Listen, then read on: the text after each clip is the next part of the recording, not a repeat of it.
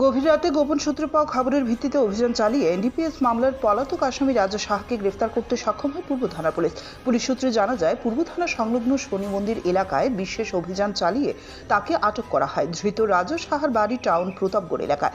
জানা গেছে, একটি মাদক সংক্রান্ত মামলায় দীর্ঘদিন ধরে তিনি পলাতক ছিলেন এবং তাকে ধরতে পুলিশ বিভিন্ন সময় অভিযান চালিয়ে আসছিল।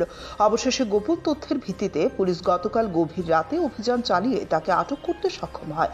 পূর্ব থানার ওসি সুব্রত দেবনাথ জানান, গোপন খবর পেয়ে পুলিশের একটি দল দ্রুত ঘটনাস্থলে পৌঁছে অভিযান চালায় এবং সেখান থেকেই রাজা সাহাকে গ্রেফতার করা হয়।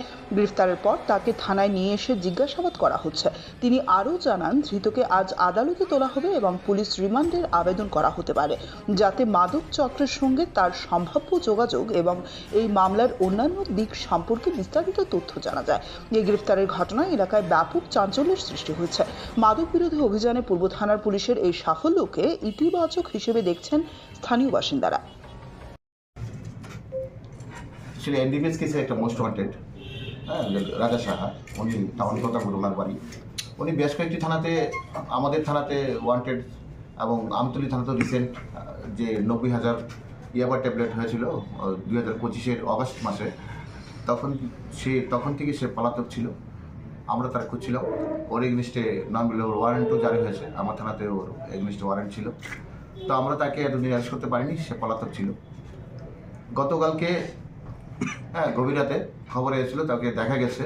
তো সেই গোপন তথ্যের ভিত্তিতে আমি অন্যান্য স্টাফ অফিসারদের নিয়ে তাকে ওই শনিতলা সংলগ্ন, মঠশ্রী শনিতলা সংলগ্ন ওকে আমরা পাই। সাথে সাথে আমরা ওকে অ্যারেস্ট করি।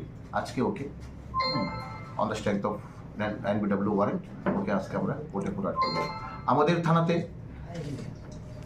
2054-2024 একটা ওরিগেশন এনডিপিএস কেস ছিল, সে অ্যাপয়েন্টমেন্ট এফি ছিল। তখন ওর কাছ থেকে 14 গ্রাম হিরোইন পাওয়া গেছে।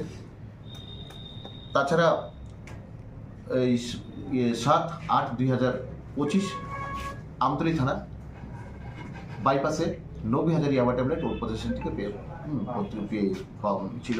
ড্রাইভারকে অ্যারেস্ট হয়েছিল, সে ছিল না, সে পলাতক ছিল, তখন থেকে সে পলাতক। তো এতদিন ধরে সে অ্যারেস্ট করিনি। তো ফাইনালি আমরা কালকে ওকে অ্যারেস্ট করেছি, আজকে তাকে